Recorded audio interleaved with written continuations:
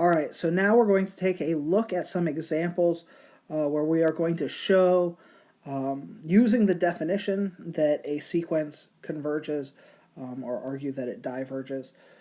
So we need to show that for every epsilon greater than 0, there exists a capital N, a number n, that whenever little n is bigger than big N, that we will know that we are going to be within epsilon units of the value we think we're converging to. All right, so let's look at this first example, 1 over 3n. So this is the sequence we were looking at before, or one of those sequences from before. Our sense is that this thing is converging to 0.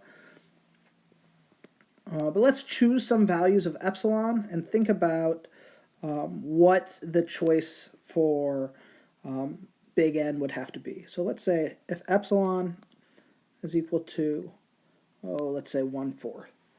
If epsilon is 1/4,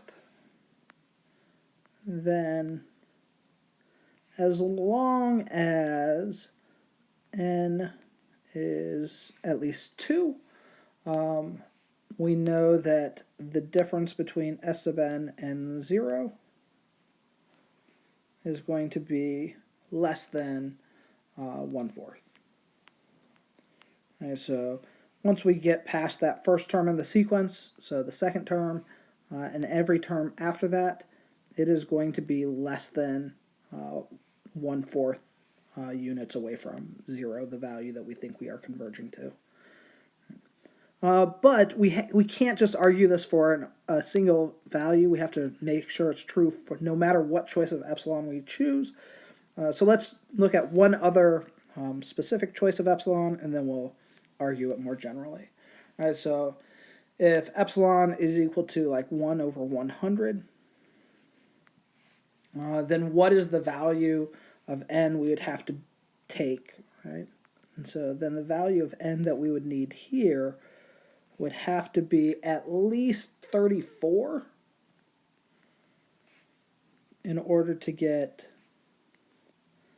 the difference between the 34th term and 0 to be less than 1 over 100. Now what happens here is a lot of times this feels like mathematical magic. It's usually done in the background, so like that value of 34 feels like maybe I just picked that arbitrarily. I didn't. So really what we did is we go through this really argumentatively. It's not so bad. So let's go through that. So let's say given epsilon greater than 0. So given epsilon greater than 0, for values of n that are at least 1 divided by 3 epsilon, and this right here, that is going to be our big N. So whenever our value of n is larger than this, we have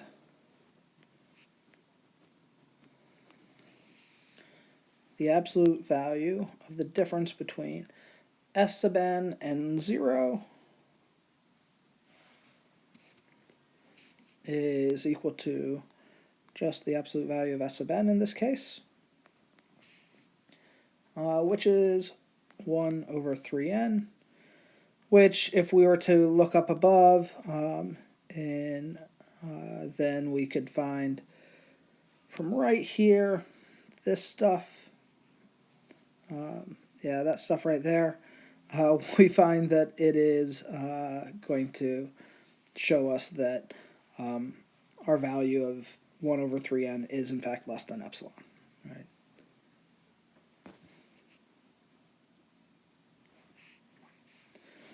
So as long as our value of n is bigger than 1 over 3 epsilon, then the difference between S sub n and 0 is going to be less than epsilon. Now really what's happened is in the background, we did a little bit more scratch work.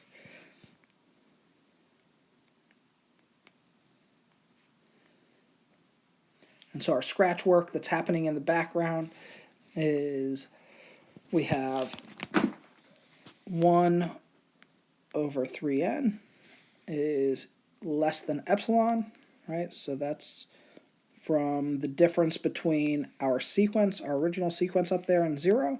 So we want that to be less than epsilon. Just solve that for n.